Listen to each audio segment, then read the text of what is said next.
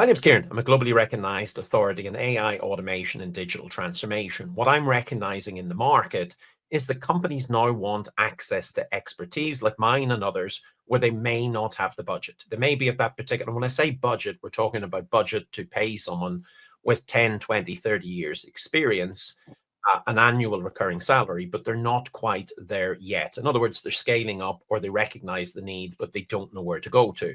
Now there is a growing concept called fractional support, fractional CTOs, fractional chief AI officers, and fractional chief HR officers. Today, I have Barry Flack, an award-winning global HR executive with 3 decades of frontline experience in senior leadership gigs.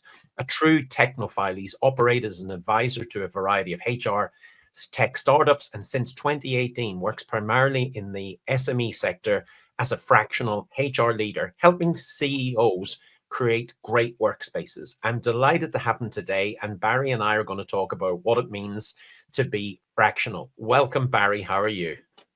Thank you, Kieran. Yep, look, I am great on this somewhat dark morning we're both talking on. So all good. Excellent. Look, let's jump straight in, Barry. What exactly is a fractional C-suite executive, and why do we describe it as a game changer for SMEs?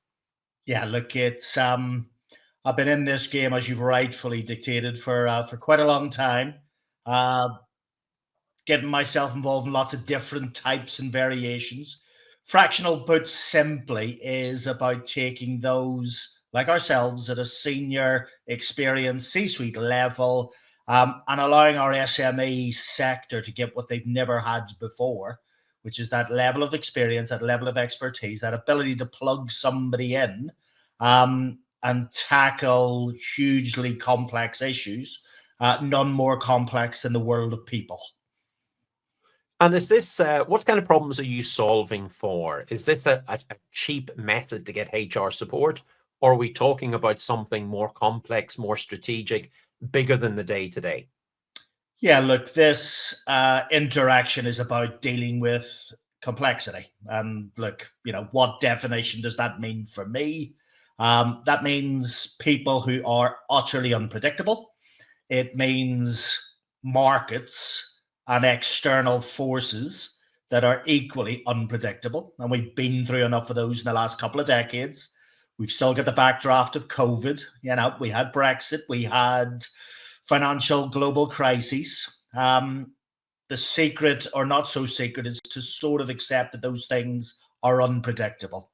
So for people like myself, it isn't a traditional, I as a C-suite have got a problem diagnosed. It's this as a rollout, technology, people, learning programs, and I want you to come in and manage that. That's a very different thing.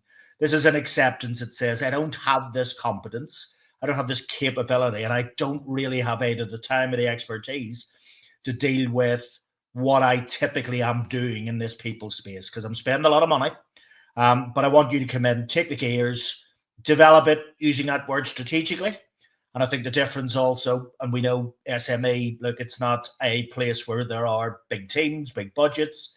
So you got to roll your sleeves up. You've got to execute. You've got to make change happen. So it's very much a unique, it's not about taking part-time. Let's all sit around and talk, and I'm only here on a Monday.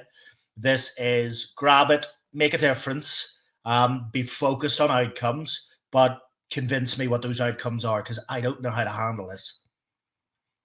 Yeah, so that little bit of expertise that they don't enjoy on a daily basis and probably don't need 7 days a week just at this stage. Now, you mentioned about, the unexpected, and I think the unexpected is becoming more expected. It's more regular, which is extraordinary.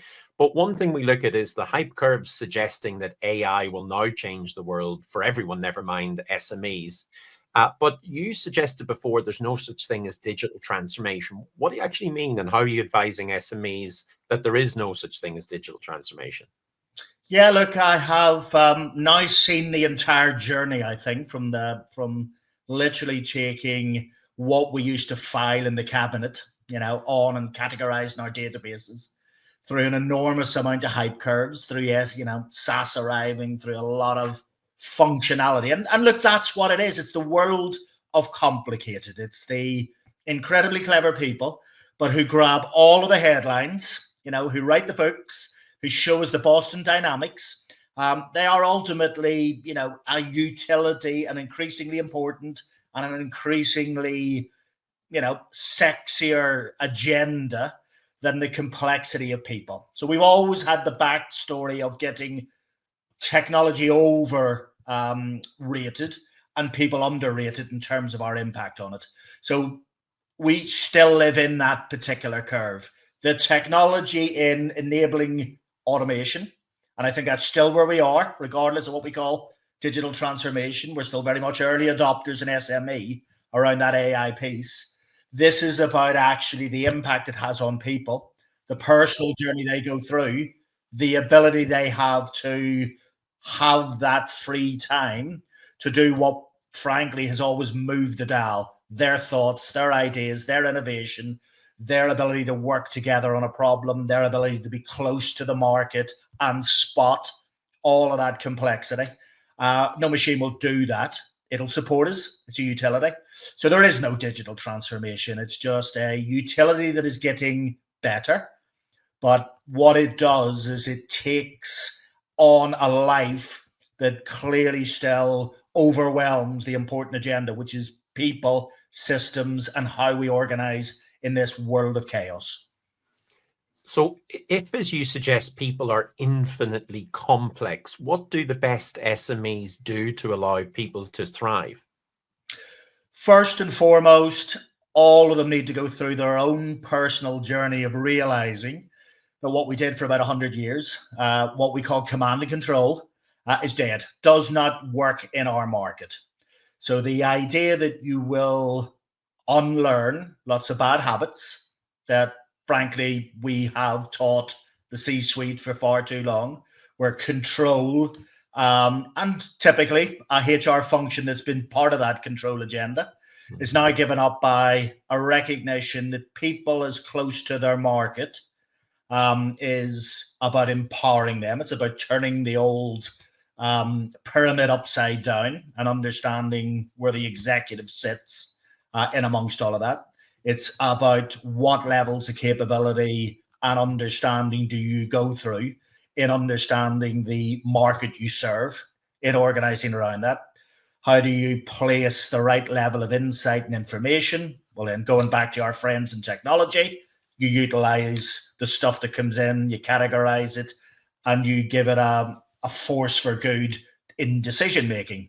So a lot of this is about recognizing that lazy tropes, like people who need the stick, people who need the overwhelming carrot, people ultimately want to come and be heard, be listened to, be valued. And the best SMEs create the environment that allows people down into the organization to use their brain, freed up from the mundane, that once again our technology will help embrace and do better. So what kind of patterns then do you come across in your work with SMEs that differ from large corporates who've maybe talked about some of these concepts for a while, but never quite delivered them? Yeah, look, the obvious recognition is we're in an environment where every pound counts, without investment issues there. We have, and I'll be absolutely honest, we have a just good enough philosophy at times in how we run it. And that tends to be back down in cost parameters. This is what I can pay for in doing that particular role. This is what I will get.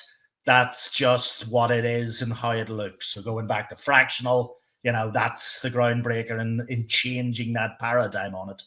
So, patterns in there evolve from a desire with scarce resources to over control, to be behind the curve in too much of the technology adoption, to not get the most in relation to some of the investments we make, and still beholden to the way we've always worked in success factors in the future.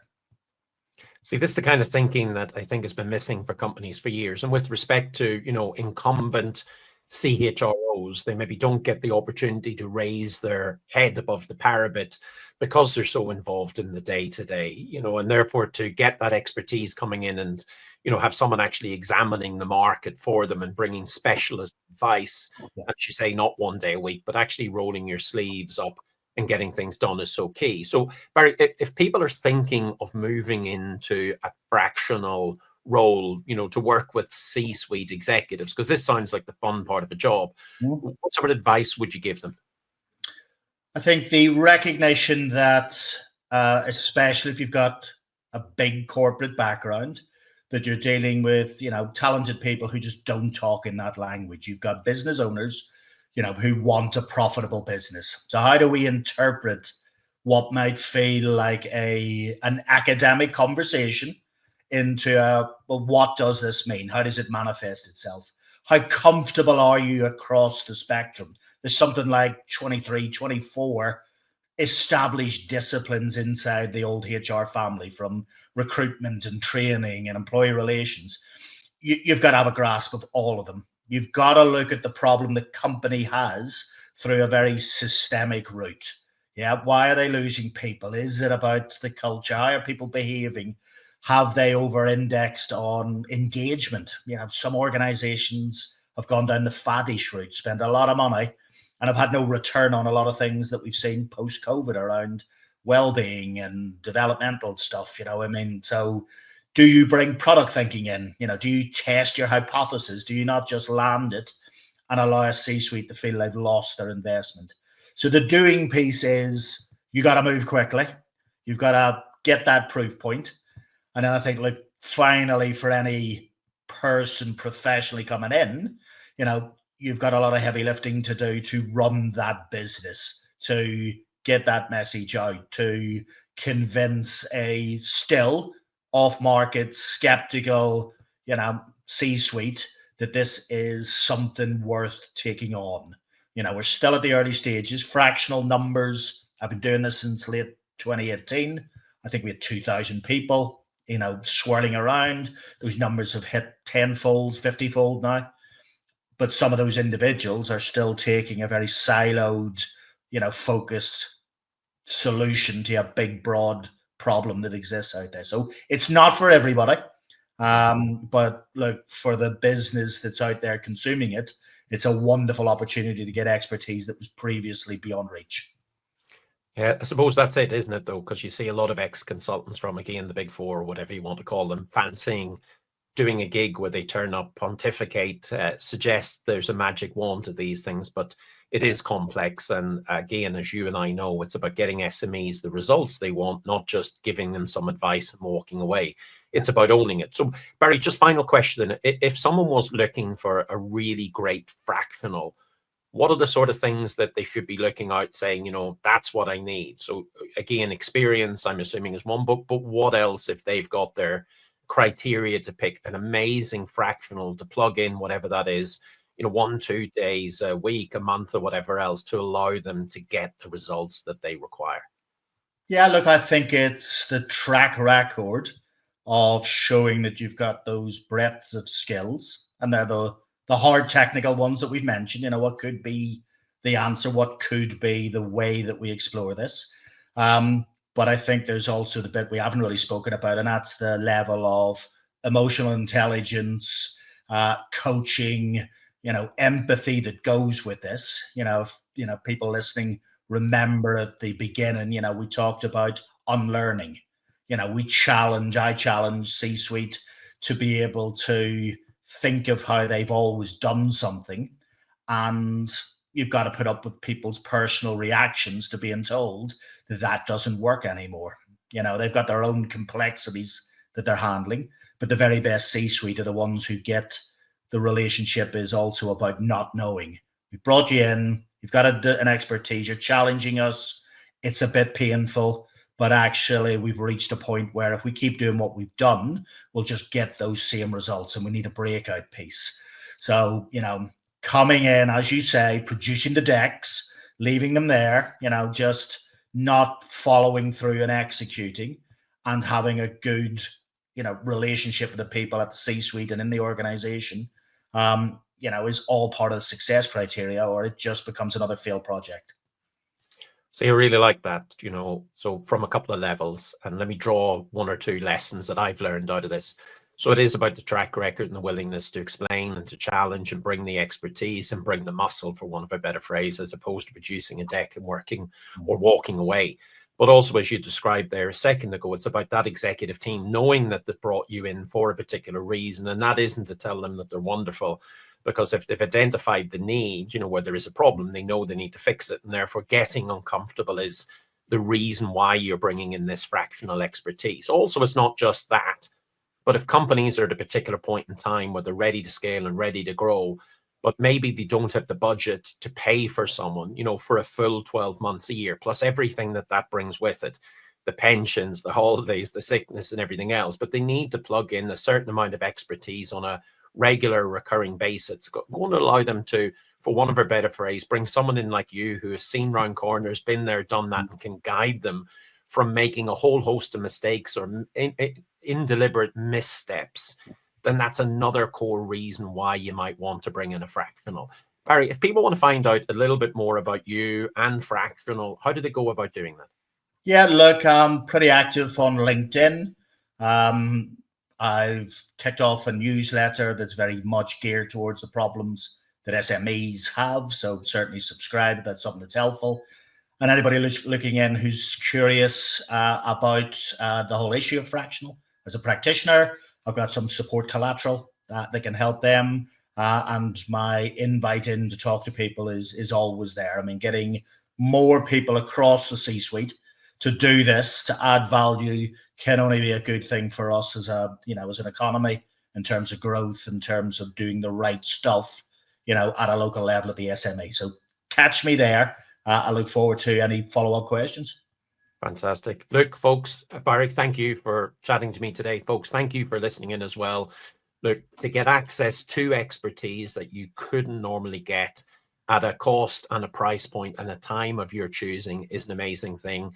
Having been and currently am a fractional, I see the value that this brings. And having worked with Barry, I see the value that he brings as well. Reach out, do get connected, ask the question, because this is a skill and service that every company should avail of. Until next time, thank you very much for listening. Thank you.